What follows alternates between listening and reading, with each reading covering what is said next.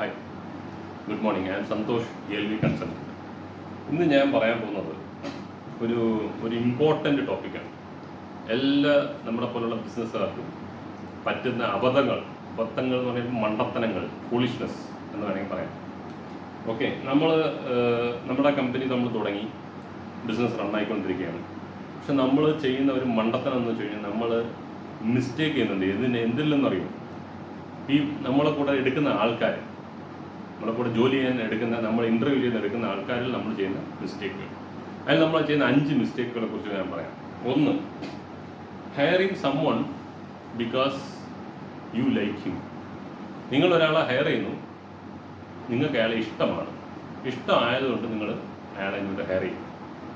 അങ്ങനെ ഒരിക്കലും ചെയ്യരുത്. ഒരാളെ നിങ്ങൾക്ക് ഇഷ്ടപ്പെട്ട് കഴിഞ്ഞാൽ നിങ്ങൾ അയാളെ കൂടെ കൂട്ടി കഴിഞ്ഞാൽ നിങ്ങളുടെ ബിസിനസ് തകർന്നു പോകും. അയാൾക്ക് ആദ്യം ബിസിനസ്സിനെ കുറിച്ച് ഐഡിയ ഉണ്ടോ, നമ്മളിൽ കൂടെ കൊണ്ടുവന്ന സെറ്റാവും.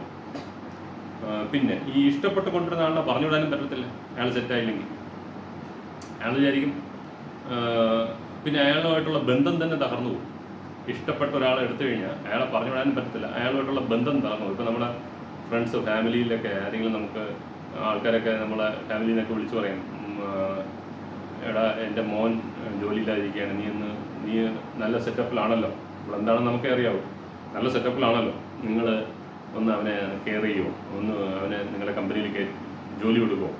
അപ്പോൾ നമ്മൾ വിചാരിക്കും, ഓക്കെ, ആ പയ്യൻ പുതിയ പയ്യനാണ്, ഫ്രഷറാണ്, നമുക്ക് കൊണ്ടുവന്ന് നമുക്ക് കൂടെ നിർത്തി കഴിഞ്ഞാൽ നമുക്ക് നല്ലതാണ്, നമുക്ക് അവനെ വളർത്തിക്കൊണ്ടുവരാം എന്ന് വിചാരിച്ചിട്ട് നമ്മൾ എന്ത് ചെയ്യും, ഒരു ഇൻ്റർവ്യൂയോ, അവൻ എന്ത് സ്കില്ലുണ്ടെന്നോ, അവൻ എത്രത്തോളം നമ്മളെ ബിസിനസ്സിൽ നോളജ് ഉണ്ടെന്നോ ഒന്നും ചെക്ക് ചെയ്യാതെ അവന് ഇഷ്ടപ്പെട്ടു അല്ലെങ്കിൽ നമുക്ക് വേണ്ടപ്പെട്ട ഒരാളെന്നുള്ള ഒരൊറ്റ കൺസിഡറേഷനിൽ നമ്മൾ എന്ത് ചെയ്യുന്നു, അവനിങ്ങ് എടുക്കുകയാണ്. പിന്നെയാണ് നമുക്ക് പണി കിട്ടാൻ കിടക്കുന്നത്. പിന്നെ ഇവൻ എന്താ, എൻ്റെ മാമനാണല്ലോ ഈ കമ്പനിയുടെ ഓണർ എന്നുള്ള ഒരു ഹുങ്കിലായിരിക്കും നമ്മുടെ എംപ്ലോയീസുമായിട്ട് അവൻ ആദ്യം അപ്രോച്ച് ചെയ്യുന്നത്.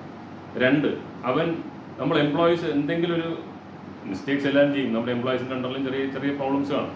ഇവർ ചെയ്യുന്ന പ്രോബ്ലം വീഡിയോ എടുക്കുകയോ അല്ലെങ്കിൽ ഷൂട്ട് ചെയ്യുകയോ അല്ലെങ്കിൽ അതിനെ നമ്മളടുത്ത് ഒന്ന് കുറ്റം പറഞ്ഞുകൊണ്ടിരിക്കുന്നതായിരിക്കും. അങ്ങനെ നമ്മൾ ആ എംപ്ലോയിയുമായിട്ടുള്ള നമ്മളെ ധാരണ നെഗറ്റീവ് ആയിട്ടുള്ളത്. ഓക്കെ, അങ്ങനത്തെ അവൻ നമ്മളെ സഹായിക്കുന്നു പറഞ്ഞാൽ അവൻ ചെയ്യുന്നതാണ്, പക്ഷേ അത് മണ്ടത്തനമാണ് നമുക്ക്.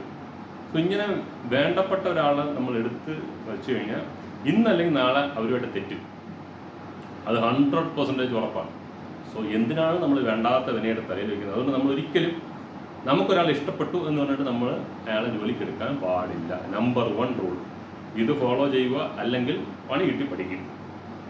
ഓക്കെ, 2ാമത്തെ rule, hiring someone because they like you. ഇതൊരു ഭയങ്കര കോമഡി സംഭവം.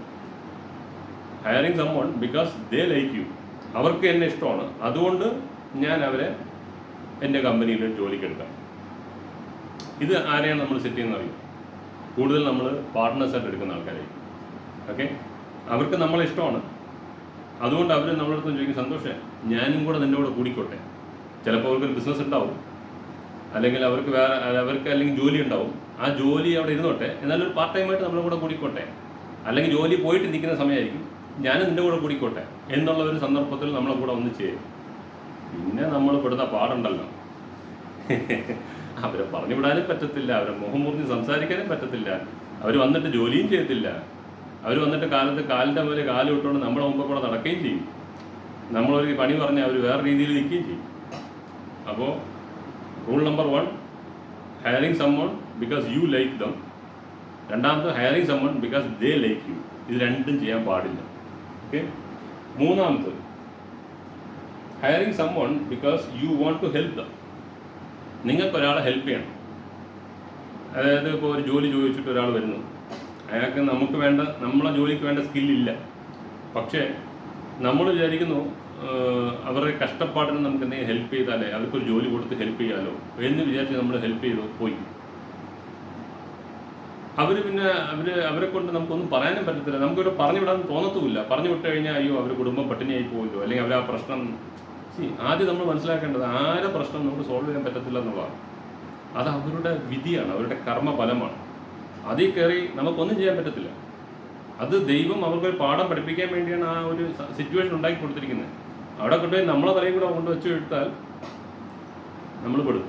ഇതെൻ്റെ അനുഭവമാണ്. കാരണം എൻ്റെ ഒരു ഫ്രണ്ട് അവനെ കൊണ്ടുപോയി സഹായിക്കാൻ ശ്രമിച്ച് അവസാനം എനിക്ക് 8ൻ്റെ പണിയും കിട്ടി. എനിക്ക് നല്ല, ഞാൻ ഇതുവരെ ഉണ്ടാക്കി വെച്ചിരുന്ന എൻ്റെ ഒരു ഗ്രോത്തിനെ ഒരു 25% അവനെ കൊണ്ട് തകർക്കാൻ പറ്റി. സോ നമുക്കൊരാളെ ഹെൽപ്പ് ചെയ്യണമെന്ന് വിചാരിച്ച് നമ്മൾ ഇറങ്ങിയാലും നമ്മുടെ ബിസിനസ്സിൽ പെടും. നമുക്ക് വേണ്ടത് എന്താണ്? സ്കിൽഡ് ആയിട്ടുള്ള നമുക്ക് വേണ്ടപ്പെട്ട എംപ്ലോയീസിന് മാത്രമേ നമ്മൾ എടുക്കാവൂ. അല്ലാത്ത ആൾക്കാരെ നമ്മൾ തൊടാൻ പാടില്ല. അപ്പോൾ ഈ 3 റീസൺസ് നമുക്ക് മനസ്സിലായി. 4ാമത്തെ, മൊത്തം 5 റീസൺ ഉണ്ട്, ഇതിൽ 3 കഴിഞ്ഞു. 4ാമത്തെ ഞാൻ പറയാം. Hiring someone because they are your mentee. അതായത് നമ്മൾ ആരാധനയോടെ കാണുന്ന ആൾക്കാരുണ്ടാവും, നമ്മൾ മെൻഡറിനെ പോലെ. അപ്പോൾ hiring someone because they are your mentee. Mentee means നമുക്ക് മെൻഡറായിട്ട് ഫീൽ ചെയ്യുന്ന ഒരാൾ. അയാളെ നമ്മളെ കമ്പനിയിൽ കൊണ്ടുവന്നാൽ നമ്മുടെ കമ്പനി ഇങ്ങനെയാവും അങ്ങനെയാവും എന്നുള്ളൊരു തോന്നൽ നമുക്ക് ഉണ്ടാവാൻ ചാൻസ് ഉണ്ട്.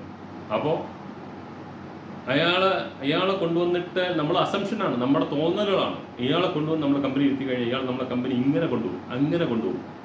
ആ ഒരു ഫീല് നമ്മളൊരു നമ്മളെക്കാളും നമ്മളൊരു ആരാധന പുരുഷനെ പോലെ കാണുന്ന ഒരാളെ നമ്മുടെ കമ്പനിയിൽ കൊണ്ടുവന്നാൽ അടുക്കും തോറും തന്നെ മാങ്ങയുടെ പുളി അറിയാമെന്നുള്ളതുപോലെ ഇയാൾ വന്ന് നമ്മളടുത്തിരുന്ന് തുടങ്ങുമ്പോൾ തന്നെ നമുക്ക് അയാളെ കുറിച്ച് മനസ്സിലാക്കണം. അയാളുടെ ഒരു പോർഷനെ നമ്മൾ കണ്ടിട്ടുള്ളൂ.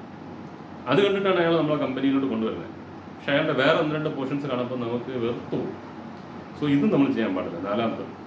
5ാമത്തത്, hiring someone because you want to save them and turn their life. Okay, നിങ്ങൾക്ക് ഒരാളെ സേവ് ചെയ്ത് അവരുടെ ലൈഫിനെ ടേൺ ചെയ്യാൻ വേണ്ടി നിങ്ങൾ ആരെയും ഹയർ ചെയ്യാൻ പാടില്ല. സോ ഇതാണ് ഈ 5 മിസ്റ്റേക്സ്, നമ്മൾ ചെയ്യുന്ന മിസ്റ്റേക്സ്. ഓക്കെ, സോ ഇതാണ് ഞാൻ ഇന്ന് പറയാൻ ഉദ്ദേശിച്ചത്.